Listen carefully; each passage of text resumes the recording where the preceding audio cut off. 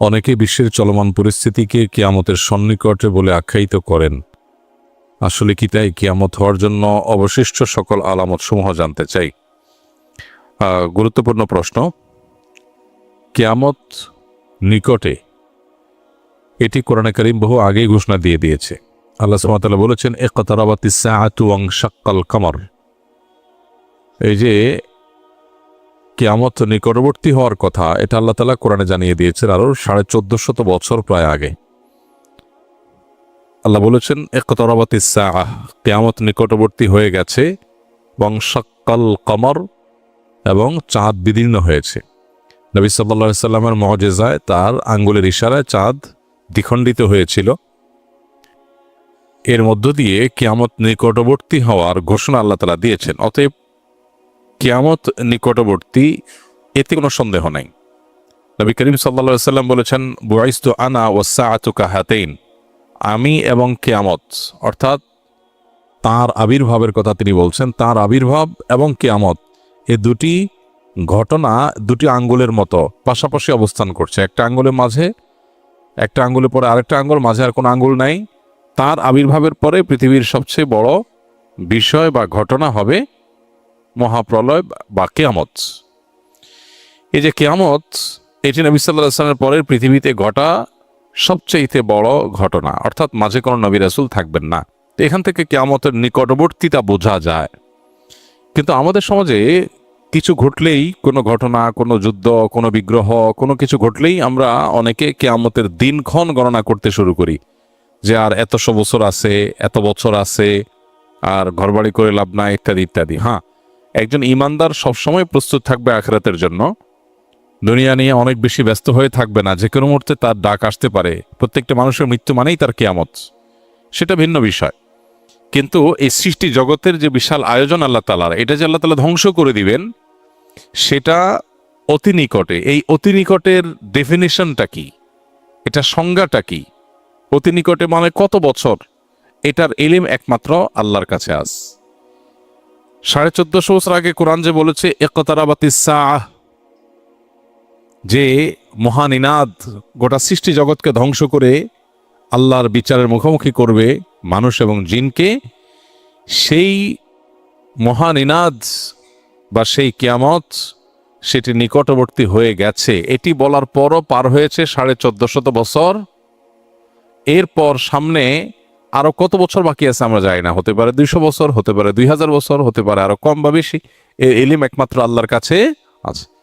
কোরআনে বারবার করে এই বিষয়টা আমাদেরকে সতর্ক করা হয়েছে যে কিয়ামতের ইলম, কিয়ামতের সময় ক্ষণের ইলম একমাত্র কার কাছে আছে? আল্লাহ রাব্বুল আলামিনের কাছে। খোদ নবী সাল্লাল্লাহু আলাইহি সাল্লামকে যখন জিজ্ঞাসা করা হয়েছিল কিয়ামত কবে হবে, তিনি উত্তরে বলেছেন, মাল মাসউলু বিহা বিআলামা মিনাস সাইল।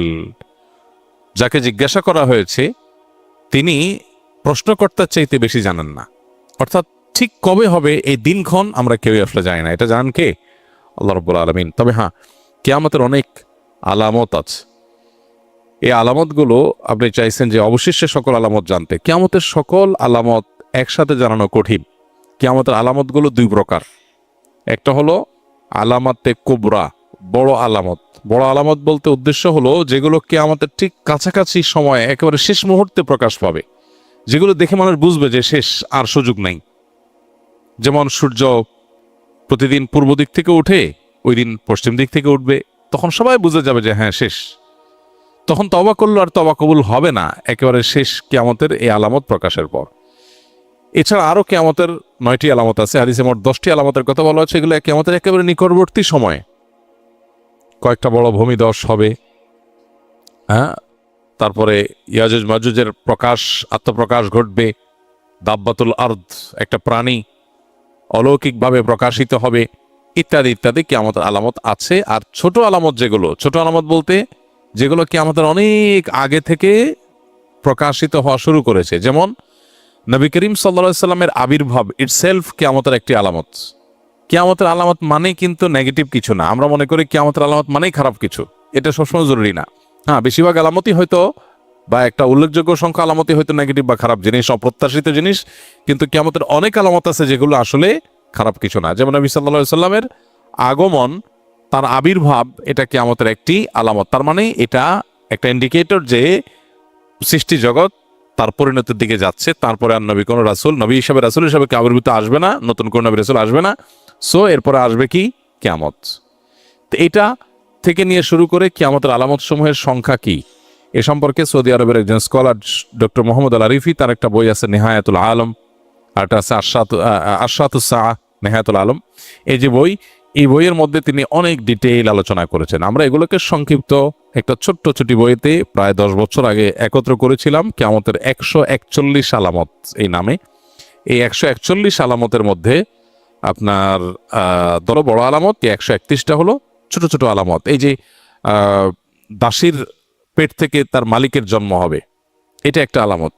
এটার মানে অনেক মুহাদ্দিসরা বলেছেন যে সন্তানরা মাদের সাথে দাসীর মতো আচরণ করবে, কাজের লোকের মতো আচরণ করবে, রেসপেক্ট করতে ভুলে যাবে, কিয়ামতের আলামত। এরকম ছোট ছোট লোকেরা তারা বড় বড় লোকে পরিণত হবে। রাখাল, সাধারণ রাখাল হঠাৎ কিছুদিনের মধ্যে দেখা যাবে সে আট্টালিকার মালিক হয়ে গেছে। এটা ভালো বা মন্দ না হতে পারে, হালাল পথে মালিক হলে এটা ভালো কিছু, খারাপ কিছু না, কিন্তু এটা কিয়ামতের আলামত যে রাতারাতি পরিবর্তন হবে। তাকারাবাজ জামান, কিয়ামতের আগে সময়ের বরকত চলে যাবে, সপ্তাহ দিনের মতো চলে যাবে, মাস সপ্তাহের মতো চলে যাবে, দিন কয়েক ঘন্টার মধ্যে চলে যাবে। এরকম বহু আলামত কিয়ামতের হাদিসে বর্ণিত হয়েছে, সেগুলোকে গণনা করে 131টার মতো সংকলন করা গেছে, এবং বড় আলামত আরো 10টি। তো সবগুলো জানার জন্য ওই বই পড়া যেতে পারে। আমাদের লিখিত বইটা ছাপা নাই, ইনশাআল্লাহ এটা আমরা নতুন করে ছাপবো, আল্লাহ চাহেন তো। আল্লাহ আমাদেরকে কিয়ামতের জন্য প্রস্তুতি গ্রহণ করার তৌফিক দান করুন। এক সাহাবী জিজ্ঞাসা করেছেন নবী সাল্লাল্লাহু আলাইহি সাল্লামকে, হে আল্লাহর রাসূল, কিয়ামত কবে, কিয়ামত কবে হবে? নবীজিকে জিজ্ঞাসা করেছিলেন। নবীজি সাল্লাল্লাহু আলাইহি সাল্লাম সেই সাহাবীকে বলেছেন, মাযা আদাত্তা লাহা, কিয়ামত কবে হবে এই প্রশ্ন যে তুমি করেছো, কিয়ামতের জন্য তোমার প্রিপারেশনটা কি, প্রস্তুতিটা বলো আমাকে, কিয়ামতের প্রস্তুতিটা কি? তখন সাহাবী নবী সাল্লাল্লাহু আলাইহি সাল্লামকে বলেছেন, হে আল্লাহর রাসূল, আমার আসলে তেমন কোনো প্রস্তুতি নেই, তবে আমার একটা প্রিপারেশন আছে, সেটা হলো যে আমি আপনাকে ভালোবাসি। নবী সাল্লাল্লাহু আলাইহি সাল্লাম বলেছেন, আলমার ও মা'মান আহাব ইন্নাকা মা'মান আহবাবত, তুমি যাকে ভালোবাসো তার সঙ্গে তোমার কিয়ামত হবে, তার সঙ্গে তুমি থাকবে। এজন্য কিয়ামতের সময়ক্ষণ ঠিক কবে হবে এটা অনুসন্ধানের চাইতে গুরুত্বপূর্ণ হলো, বা এটা অনুসন্ধান করে আসলে ঠিক এক্সাক্ট সময় আমরা বের করতে কেউ কোনোদিন পারবোই না। আলামতগুলো প্রকাশিত হচ্ছে একের পর এক, সময় ঘনিয়ে আসছে। যে কোনো মুহূর্তে আমার মৃত্যুর মাধ্যমে আমার ব্যক্তিগত কিয়ামত শুরু হবে, আমার নিজের কিয়ামত শুরু হয়ে যাবে। ইদা মাতাল ইনসান ফাকাদ কামাত কিয়ামাতুহু, মানুষ মারা গেলে ওইটা তার একজনের কিয়ামত। আর সামগ্রিক যে কিয়ামত গোটা সৃষ্টি জগতের, সেটাও অতি সন্নিকটে। আমাদের দরকার হলো প্রস্তুতি গ্রহণ করা। আল্লাহ আমাদেরকে যথাযথভাবে প্রস্তুতি গ্রহণ করবার তৌফিক দান করুন। প্রশ্ন হলো, বর্তমান যুদ্ধ পরিস্থিতিতে আমাদের সংকটাপন্ন পরিস্থিতি থেকে উত্তরণের উপায় কি? গুরুত্বপূর্ণ প্রশ্ন। যে যুদ্ধ পরিস্থিতি চলছে এবং যে সংকট গোটা পৃথিবীতে দেখা দিয়েছে, আমরা কঠিন একটা বাস্তবতার মুখোমুখি। আল্লাহ না করুন যদি পরিস্থিতি আরো জটিল হয়, যুদ্ধ যদি আরো দীর্ঘায়িত হয়, পরিস্থিতি যদি আরো খারাপের দিকে যায়, তাহলে সেক্ষেত্রে বিশ্বের অন্যান্য দেশের মতো আমাদের উপরও কঠিন পরিস্থিতি আসাটা অস্বাভাবিক নয়। তো এরকম পরিস্থিতিতে আমাদের কয়েকটা করণীয় আছে। সবচেয়ে বড় করণীয় সেটি হলো আমাদেরকে সকল প্রকার অপচয় অপব্যয় বন্ধ করে আমাদেরকে মিত ব্যয়ী হতে হবে প্রত্যেকটা মানুষকে। এটা অবশ্য শুধু যুদ্ধ পরিস্থিতি বা সংকটাপন্ন পরিস্থিতিতেই না, বরং এটি সর্ব অবস্থায় এবং সারা বছর জুড়ে সারা জীবনভর পালনীয় বিষয়। আল্লাহ তাআলা কোরআনে কারীমে সূরা ফুরকানে আল্লাহর প্রিয় বান্দা, রহমানের বান্দা যারা, আল্লাহ যাদেরকে নিজের বান্দা হিসেবে পরিচয় দিয়েছেন, তাদের বৈশিষ্ট্য উল্লেখ করতে গিয়ে বলেছেন, ওয়াল্লাযীনা ইযা আনফাকু লাম ইউসরিফু ওয়া লাম ইয়াকতুরু ওয়া কানা বাইনা যালিকা কাওয়ামা। রহমানের প্রিয় বান্দা হলেন তারা যারা ব্যয় করার সময় অপচয় করে না, আবার কার্পণ্যও করে না, বরং মধ্যম পন্থা অবলম্বন করে। আল্লাহ বলেছেন, কুলু ওয়াশরাবু ওয়া লা তুসরিফু, খাও পান করো কিন্তু অপচয় করো না। জীবনে যদি কোথাও পানি অপচয় করেন, যতটুকু অপচয় করেছেন, জীবনে আপনার এমন সময় আসবে হয়তো যখন ওইটুকু পানির জন্য আপনি ক্রাইসিসে পড়বেন। এইটুকু পানি হলে আপনার কাজ হতো, কিন্তু নাই, কারণ এর আগে আপনি সেটা অপচয় করে নষ্ট করেছেন, আপনার বরাদ্দে ছিল, এটা নষ্ট করেছেন। এই জন্য আমাদের সারা বছরের জন্য এই প্রতিজ্ঞা করা দরকার যে আমরা অপচয় অপব্যয় করব না। যদিও কঠিন পরিস্থিতিতে টিকে থাকার জন্য মিতব্যয়ী আমরা অনেকেই হই, যখন দেখি আর কোনো উপায় নাই এবার আমরা খুব হিসাবী হয়ে যাই। যদিও হিসাবী হওয়াটা আমাদের সারা বছর হওয়া উচিত। বিদ্যুতের ব্যবহার, আমার টাকা আছে, বিদ্যুৎ বিল দিচ্ছি, কোনো ব্যাপার না, ফ্যান একটা জায়গায় দুটো চললো, লাইট দুটো জায়গায় চারটা চললো, এটা আজকাল ঘরে ঘরে আমরা করছি। আর এই আধুনিক, তথাকথিত আধুনিক এবং এই আপনার বর্তমান পৃথিবীতে আমাদের ঘর বাড়িতে যে পরিমাণ পানি আমরা অপচয় করি কল্পনাও করা যায় না। অজু করতে যে পরিমাণ পানি টেপে আমরা ব্যবহার করি, এটা যে ধরে রাখা হয় একটা বালতিতে, দেখা যাবে প্রায় 1 বালতি পানি চলে যাচ্ছে একজন মানুষ অজু করতে। অথচ নবী সাল্লাল্লাহু আলাইহি ওয়াসাল্লামের অজুতে 1 মুদ পরিমাণ পানি লাগতো। একটা বড় গ্লাস হবে, একটা বড় গ্লাসের পরিমাণ 1 গ্লাস পানি দিয়ে তার অজু কমপ্লিট হয়ে যেত। তিনি গোসল করতে পেতেন এরকম আরেকটু বেশি পানি দিয়ে, খুব বেশি পানি তার দরকার হতো না গোসলের জন্য। এমনকি তিনি এও বলেছেন যে কেউ যদি সমুদ্রে থাকে, নদীতে থাকে, সেখানেও যদি তার অজু করার দরকার হয়, যে এখানে তো পানির অভাব নাই, সেখানেও যেন সে প্রয়োজন ছাড়া অতিরিক্ত পানি ব্যবহার না করে, কারণ আল্লাহর কাছে এর জন্য জবাবদিহিতা আছে। এখন বস্তুবাদ, ভোগবাদ, পুঁজিবাদ আমাদেরকে শিখিয়েছে যে আমার সম্পদ, আমার মালিকানা, আমি যা খুশি তা করব।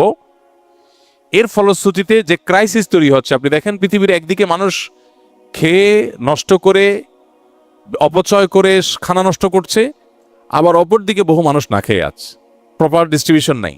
এবং এই যে দায়িত্ববোধ, এই জায়গাতে বড় ধরনের অভাব আছে, এবং চিন্তানৈতিক একটা, আদর্শিক একটা ত্রুটি আমরা গোটা বিশ্বব্যাপী দেখতে পাচ্ছি। এই পরিস্থিতিতে, বিশেষ করে সংকটাপন্ন পরিস্থিতিতে, আমাদের মিতব্যয়ী হওয়ার কোনো বিকল্প নাই। জ্বালানি বলুন, বিদ্যুৎ বলুন, ব্যবহার্য জিনিসপত্র বলুন, খাদ্যদ্রব্য বলুন, সব ক্ষেত্রে এই জিনিসটা আমাদের করতে হবে। নাম্বার 2, খাদ্য এবং নিত্য পণ্য, অতি প্রয়োজনীয় জিনিসপত্র যেগুলো আমাদের প্রতিদিনের দরকার হয়, এগুলো গুদামজাত করার যে একটা কালচার আমাদের দেশে একটু সংকটাপন্ন পরিস্থিতি হলেই শুরু হয়, এই জায়গা থেকে আমাদেরকে দূরে থাকতে হবে, বিরত থাকতে হবে। ব্যবসায়ীরা অধিক মুনাফার জন্য জিনিস সরায় রেখে ক্রাইসিস তৈরি করে এরপরে অনেক বেশি দামে, চড়া দামে তারা বিক্রি করার এই অভিপ্রায়ে তারা এই অপকর্ম করেন। আবার যারা আমরা ভোক্তা আছি, আমার প্রয়োজনের চাইতে অনেক বিপুল পরিমাণ টাকা আছে দেখে গোটা দোকান কিনে আমি বাসায় এনে রেখে ফেললাম, আমি আমার ফ্যামিলি বাঁচলে হলেও গোটা পৃথিবী ধ্বংস হয়ে যায়, যাক। এটা হলো স্পষ্টত ভুল এবং অন্যায়। নবী সাল্লাল্লাহু আলাইহি ওয়াসাল্লাম বলেছেন, লা ইয়াহতাকিরু ইল্লা খাতি, অর্থাৎ যে ব্যক্তি এরকম গুদামজাত করে, এরকম খাদ্যজাত মজুদদারি করে, এই মজুদদারি এটা অপরাধী ছাড়া কেউ করতে পারে না, যে করে সে গুনাহগার। এজন্য এরকম মজুদদারি থেকে আমাদেরকে বিরত থাকতে হবে এবং আল্লাহর উপরে ভরসা করা শিখতে হবে, আল্লাহর উপরে ভরসা করা শিখতে হবে। তাহলে ইনশাআল্লাহ সংকটাপন্ন পরিস্থিতিতে আল্লাহ তাআলার রহমত বা অনুগ্রহ পাবো। আপনার জিনিস আপনাকে বাঁচাবে না, কয়দিন বাঁচবেন? অনেকে পেট্রোল এখন নিয়ে একত্র করছেন, জমা করছেন। আপনি পেট্রোল জমায় জমায় কতদিন জমাবেন? এরপর আর এই পেট্রোল যে আপনার নিজের বিপদের কারণ হবে না তার কোনো গ্যারান্টি আছে? আপনি একদিকে জমাচ্ছেন, অপরদিকে অনেকের অনেক আর্জেন্ট কাজ আছে, সে পেট্রোল পাচ্ছে না। তো এগুলো হলো আল্লাহর প্রতি আমাদের যে ভরসার জায়গাটা, সেটা দুর্বল হয়ে যাওয়ার দলিল, এবং মুমিন হিসাবে আমাদের যে করণীয় সেটা আমরা ভুলে যাওয়ার প্রমাণ। অতএব একজন ঈমানদার, তার আচরণ এটা হতে পারে না। তৃতীয়ত, ভয় বা আতঙ্কগ্রস্ত না হয়ে আমাদের উচিত আল্লাহর উপর ভরসা করা। সকল অবস্থাতেই আল্লাহর উপর ভরসা থাকতে হবে। রিজিকের মালিক আল্লাহ রাব্বুল আলামিন, অতএব পূর্ণ আস্থা থাকতে হবে। মা মিন দাব্বাতিন ফিল আরদি ইল্লা আলাল্লাহি রিজকুহা, এই পৃথিবীতে এমন কোনো প্রাণী নাই যে প্রাণীর রিজিকের দায়িত্ব আল্লাহর উপর নাই। আল্লাহ যতটুকু বরাদ্দ রেখেছেন ততটুকু আসবেই, আর যে ভোগান্তি আল্লাহ লিখে রেখেছেন সে ভোগান্তি আমি মজুদদারি করেও ঠেকাতে পারবো না। অতএব আতঙ্কিত নয়, বরং হতে হবে আল্লাহর উপরে ভরসা করার মানসিকতা। আল্লাহ বলেছেন, ওমাইয়া তাওয়াক্কাল আল্লাহ ফাহুয়া হাসবুহ, যে ব্যক্তি আল্লাহর উপর ভরসা করে আল্লাহ তার জন্য কি হয়ে যান? যথেষ্ট হয়ে যান। ইমানদারের জন্য আল্লাহর উপর ভরসা এটা অনেক বড় একটা পাওয়ারফুল জিনিস, যে আল্লাহর উপর ভরসা করবে। অতএব আতঙ্কিত হওয়া যাবে না। আমাদের এই যে মজুদদারি, যত রকমের অসৎ উপায়, এগুলো মূলত আতঙ্কিত হওয়া থেকেই হয়। আতঙ্ক না হয়ে আল্লাহর উপর ভরসা করতে হবে। নাম্বার 4, দেশের প্রতিটা খালি জায়গা যেখানে চাষযোগ্য বা চাষ করা যায় সেখানে চাষাবাদ করা দরকার। আমরা আমাদের শৈশবে, ছেলেবেলায়, ছোট সময় দেখেছি আমাদের মা চাচিরা গ্রামের বাড়ির উঠোনে তারা লাল শাক বুনতেন, তারা লাউ লাগাতেন, গাছ লাগাতেন, শিম গাছ লাগাতেন, বিভিন্ন রকমের ফসল চাষ করতেন। আমি খুব সচেতনভাবে লক্ষ্য করেছি যে এখন সেই গ্রামে সেই বাড়িতেই যাই, সেই মা চাচিরাই আছেন, কিন্তু এখন আর কোনো ঘর বাড়ির সামনে উঠানে খালি জায়গাগুলোতে সেরকম গাছ লাগাতে দেখা যায় না। কারণ এখন সবার কাছে কম বেশি টাকা আছে, ছেলে দেশে বিদেশে থাকে, উপার্জন করে, কেন এগুলো করবে? অনেক ছেলে বাবা মাকে উল্টা নিরুৎসাহিত করে যে কোনো কাজ করবে না, তুমি বসে বসে খাও, আমি এত টাকা করতেছি, কাজ কামাই করছি কেন, তাহলে তুমি কেন কষ্ট করবে? তো এটা হলো আমাদের অনেক বড় একটা ভুল। আল্লাহ না করুন যুদ্ধ পরিস্থিতিতে যদি সংকটাপন্ন পরিস্থিতি তৈরি হয়, দুর্ভিক্ষের মতো পরিস্থিতি তৈরি হয়, আল্লাহ না করুন যদি আরো প্রলম্বিত হয়, এই যুদ্ধ না হোক পরবর্তীতে কখনো হয়, তাহলে আমাদের টিকে থাকার জন্য আর কিছু না থাকলে হোক খাদ্যটা দরকার। এই খাদ্যটার যোগান, আমরা এখন যে বিদেশি খাদ্যের উপর নির্ভরশীল, আমরা যে এখন বাহিরের যে ফুড এটার উপর নির্ভরশীল, এই নির্ভরশীলতা কমানোর জন্য আমাদের নিজেদের স্বয়ংসম্পূর্ণতা আনার জন্য প্রত্যেকটা মানুষকে তার আশপাশে চাষাবাদ করার অভ্যাস গড়ে তুলতে হবে। গ্রামে গঞ্জে এখন আর বাড়ির উঠোনে ঘরের আশেপাশে গাছ টাছ লাগাতে দেখা যায় না। আগে এমন চাল খুব কম পাওয়া যেত, এমন ঘর খুব কম পাওয়া যেত যে ঘরের চালে কোনো না কোনো গাছের লতা পাতা এটা নাই। আর এখন আপনি খুঁজে দেখেন 100-র ভিতরে 2-4টাও পাবেন না। এটা দুর্ভাগ্যজনক একটা পরিণতি আমাদের।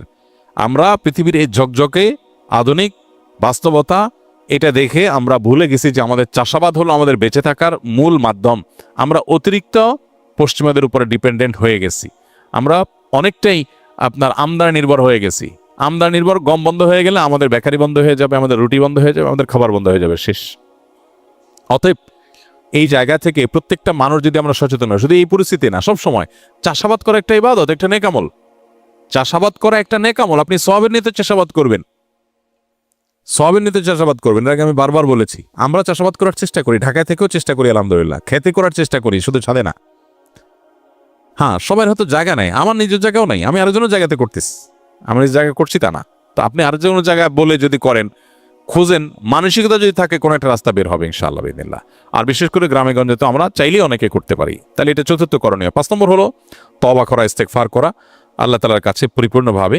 আল্লাহ যেন আমাদেরকে এই কঠিন পরিস্থিতিতে রক্ষা করেন। আল্লাহ তাআলা সূরা নূহের মধ্যে বলেছেন, ফাকুলতু আস্তাগফিরু রাব্বাকুম ইন্নাহু কানা গাফফারা ইউরসিলিস সামা আলাইকুম মিদরারা ওয়া ইউমদিদুকুম বিআমওয়ালিন ওয়া বানিন ওয়া ইয়াজআল লাকুম জান্নাতিন ওয়া ইয়াজআল লাকুম আনহারা।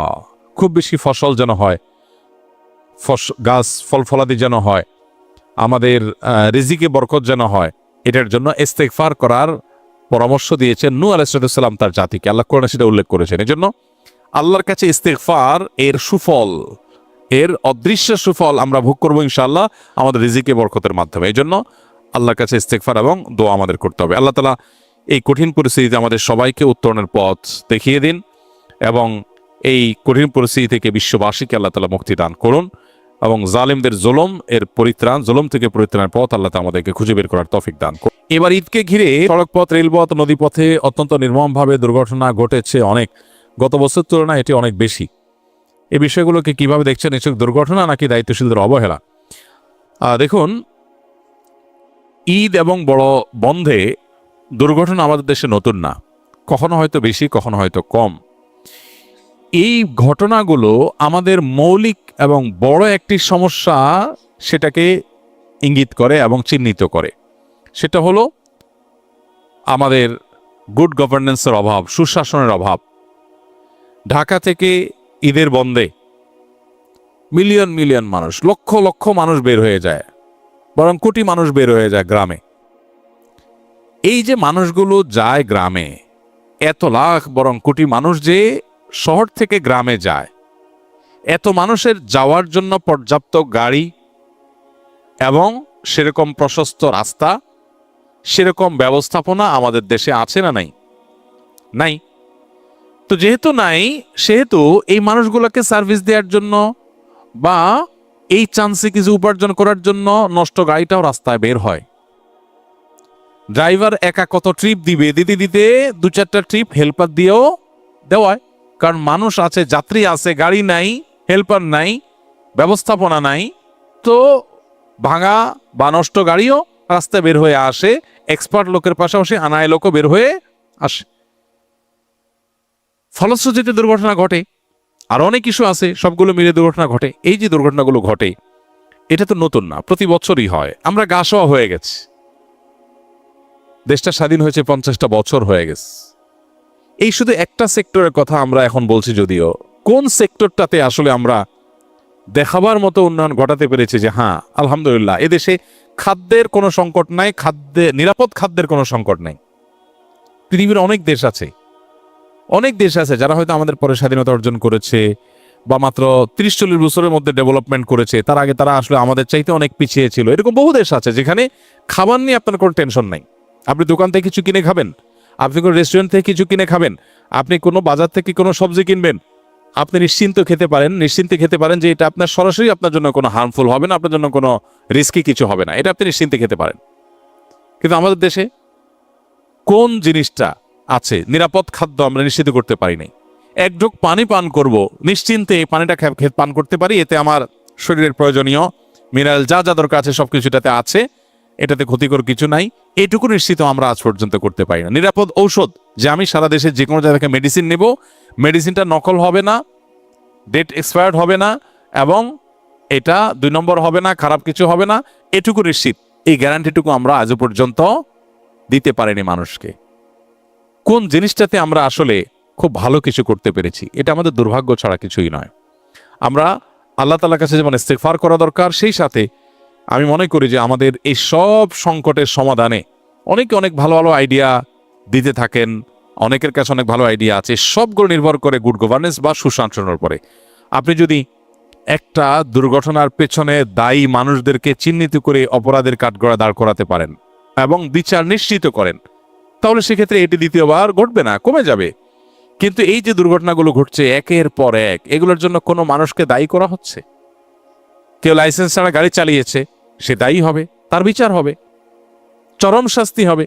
মিডল ইস্টের কোনো কোনো দেশে আছে, লাইসেন্স ছাড়া গাড়ি চালিয়েছেন, দুর্ঘটনা হয়েছে, কেউ মারা গেছে, আপনার মৃত্যুদণ্ড হবে, কারণ আপনি মানুষ খুন করেছেন। আপনার অনুমোদন নাই রাস্তায় বের হওয়ার, আপনি বের হয়েছেন, এরপরে মানুষ মারা গেছে, আপনি খুন করেছেন, আপনার মৃত্যুদণ্ড বা চরম শাস্তি আপনার হবে। এই যে আপনার অপরাধ দমনের জন্য সেরকম আইনের শাসন প্রয়োগ, সুশাসন, নিয়ম শৃঙ্খলা প্রতিষ্ঠা, এই জিনিসটা যদি না হয় তাহলে এই পরিস্থিতিগুলো আসলে কখনো আমাদের দেশে কমবে না, ভালো হবে না। তো এই বছর তুলনামূলক অনেক বেশি হয়েছে, সন্দেহ নাই। এটা সংশ্লিষ্ট যারা আছেন তাদের দায়িত্বশীলতার জায়গাকে আরো অনেক বাড়িয়ে দেয়। কেন অনেক বেশি হলো, ত্রুটির জায়গাগুলো কোনটা সেটা চিহ্নিত করে সেগুলোকে রিকভার করার চেষ্টা করা দরকার। আল্লাহ রাব্বুল আলামিন আমাদের এই ছোট্ট ভূখণ্ডকে বাসযোগ্য করে দিন। আমরা বের হওয়ার সময় জীবন মৃত্যুর ভয় আতঙ্ক নিয়ে আমাদের বের হতে হয়। আমরা কেউ বের হলে মৃত্যু তো যে কোনো মুহূর্তে হতে পারে, কিন্তু এই যে অস্বাভাবিক মৃত্যু এত অধিক পরিমাণে অবহেলাজনিত কারণে, আমাদের ব্যবস্থাপনাগত ত্রুটির কারণে, এটা কোনোভাবে আসলে গ্রহণযোগ্য হতে পারে না। আল্লাহ রাব্বুল আলামিন আমাদের যে সমস্ত মানুষগুলোকে আমরা হারিয়েছি ঈদের বন্ধে বিভিন্ন দুর্ঘটনায়, আল্লাহ তাআলা তাদের সবাইকে শাহাদাতের মর্যাদা দান করুন, ইমানদারদেরকে আল্লাহ তাআলা মাগফিরাত নসিব করুন, আর শোক সন্তপ্ত পরিবারকে আল্লাহ শোক সইবার তৌফিক দান করুন। যার যায় সে জানে সে কি হারিয়েছে। অতএব এই মানুষগুলোর জন্য আমাদের যেমন দোয়া এবং তাদের জন্য এরকম সহমর্মিতা দরকার, ঠিক একইভাবে আমাদের উচিত সবকিছুর উপরে গুড গভর্নেন্সকে প্রায়োরিটি দেওয়া। একটা দেশ, আমাদের দেশকে যদি বর্তমান পরিস্থিতি যদি আমাকে জিজ্ঞাসা করা হয়, যে কাউকে জিজ্ঞাসা করা হয় যে দেশে যদি একটা কাজ সবচেয়ে প্রায়োরিটির সাথে করা দরকার মনে হয়, সেটা কোন কাজ হবে? তো আমার তো মনে হয় এ দেশকে গুড গভর্নেন্সের আওতায় আনা, সুশাসন প্রতিষ্ঠা করা, এটা হবে সবচেয়ে গুরুত্বপূর্ণ কাজ। এটা হলো একমাত্র কাজ যেটা আসলে অন্য সব কিছুকে ঠিকঠাক করবে। সব কিছু ঠিকঠাক হওয়া নির্ভর করে এই একটা জিনিসের উপরে, গুড গভর্ন। এই যে ফেরিঘাটে আপনার গাড়ি উল্টে পড়ে গেল, কেন? এখানে রেলিং নাই কেন?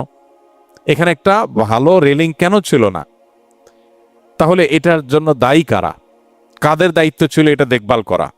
এই রিস্ক এখন হয়েছে, আরো আগে হতে পারত, পরে আবারও হতে পারে। যখন হয়ে যায় তখন আমরা হাউতাশ করি, এরপর আবার যা তা থাকে। তার সংশ্লিষ্ট ডিপার্টমেন্টের মানুষদের দায়িত্ব থাকে এই মানুষগুলো যারা নিরাপদে যারা বাড়িতে যেতে চায় তারা যেন নিরাপদে যেতে পারে, নির্বিঘ্নে যেতে পারে। সমস্যার জায়গাগুলো কোথায়, চ্যালেঞ্জগুলো কোথায় চিহ্নিত করে। অনেক কিছু হয়তো আমাদের সামর্থ্যে নাই, গরিব দেশ, কিন্তু বেশিরভাগ জিনিসই আছে যেটা আমরা চাইলেই সলভ করতে পারি। দুর্ভাগ্য আমাদের, এগুলোর জন্য কোনো মানুষকে দায়ী করা হয় না। পৃথিবীর কোনো দেশে কালচার আছে কিনা আমি জানি না যে একের পর এক দুর্ঘটনা ঘটে আর মানুষ মারা যায়, আমরা হাউতাশ করি, এর জন্য কারো মৃত্যুদণ্ড হতে দেখি না, কারো শাস্তি পেতে, উল্লেখযোগ্য শাস্তি পেতে দেখি না। এতগুলো মানুষের জীবন চলে যাবে আর কেউ দায়ী হবে না, কেউ দায় নিবে না, কারোর ত্রুটি এখানে নাই, কারোর বিচার হবে না। আপনি মিডিল ইস্টে চলে যান, সৌদি আরবে চলে যান, আপনি দেখবেন যে কোনো মানুষের ত্রুটির কারণে আরেকজন মানুষ মারা গেছে, তাকে রক্তমূল্য দিতে হয়, না দিলে সে জেলে থাকে আজীবন, শেষ, কোনো রক্ষা নেই। বেশ কিছুদিন আগে সৌদি এম্বাসির ঊর্ধ্বতন কর্তৃপক্ষ, ডেপুটি অ্যাম্বাসেডর পর্যায়ের এক ব্যক্তি আমাদের সাথে যোগাযোগ করলেন যে সৌদিতে এক বাংলাদেশের সাথে এক সৌদি যুবকের কথা কাটাকাটির এক পর্যায়ে গাড়ি টান দিছে, বাংলাদেশি ছেলেটা গাড়ি নিচে পড়ে গেছে, মারা গেছে। এখন যথারীতি গ্রেপ্তার হয়েছে, পালাবার কোনো উপায় নাই। সৌদি নাগরিক, তাদের মধ্যে অনেক ত্রুটি আছে, তারা বাংলাদেশিদেরকে অন্যদেরকে অনেক সময় মানুষ মনে করে না, এই টেন্ডেন্সি তাদের অনেকের মধ্যে আছে। এটা যেমন সত্য, আবার এটাও সত্য, কেউ এ ধরনের অপরাধ করে পার পেয়ে যাবে এটা সম্ভব না। সে গ্রেপ্তার হয়েছে এবং তার মৃত্যুদণ্ড ঘোষণা হয়ে গেছে, শেষ, যে কোনো মুহূর্তে মৃত্যুদণ্ড হবে। এখন তার ফ্যামিলি সৌদি এম্বাসির হাতে পায়ে ধরছে যে মৃত ব্যক্তির আত্মীয় স্বজন যদি মাফ করে, শরিয়া দৃষ্টিকোণ থেকে মাফ পায়, প্রয়োজনে টাকার বিনিময়ে হলেও তারা মাফ করতে পারে, যেন মৃত ব্যক্তির আত্মীয় স্বজনকে বুঝে মাফটা আদায় করা যায়। তারা চেষ্টা করছে, যদি মাফ না করে তাহলে মৃত্যুদণ্ডই হবে। সৌদি বাদশাহ এই মৃত্যুদণ্ড ঠেকাতে পারবেন না। এ হলো আইন, এটি হলো শরিয়ার বিধান। এখন আমাদের দেশে অর্ধশত মানুষ মরে যাচ্ছে, কিন্তু এর জন্য একটা মানুষেরও মৃত্যুদণ্ড হবে না, একটা মানুষও চরম শাস্তি হবে না, বা একটা মানুষেরও দায় নিতে হবে না। তাহলে একই ঘটনা আবার ঘটবে। আজকে কেউ সাফার করেছে, কালকে আপনি, পরশু আমি, আমার আত্মীয় আপনার আত্মীয়, এই তো।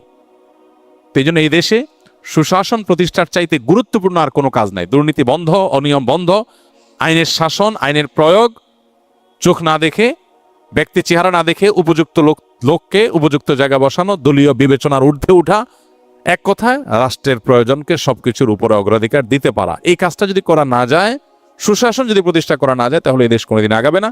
5 বছরে কোনো সরকার যদি শুধু একটা কাজ করতে পারে, সুশাসন প্রতিষ্ঠা, আইনের শাসন প্রতিষ্ঠা এবং যথাযোগ্য মানুষকে যথাযোগ্য জায়গায় বসানো, সকল দলীয়, গোষ্ঠীগত, গোত্রগত যে সমস্ত দুর্বলতা আছে, সীমাবদ্ধতা আছে, এগুলোর ঊর্ধ্বে যদি কেউ উঠতে পারে, তাহলে একটা দেশ, আমাদের দেশ এগিয়ে যাওয়ার জন্য আর কিছু লাগবে না। একটা জিনিসই যথেষ্ট ইনশাআল্লাহ। প্রাইভেট সেক্টরগুলো যথেষ্ট ভালো কিছু করতে পারে, শুধু গুড গভর্নেন্স প্রতিষ্ঠা হলেই, ব্যক্তিগত প্রচেষ্টায় বা ক্ষুদ্র ক্ষুদ্র প্রচেষ্টায় দেশ সোনার দেশে পরিণত হতে পারে। আল্লাহ আমাদের দেশকে সেই জায়গায় যাওয়ার তৌফিক দান করুন।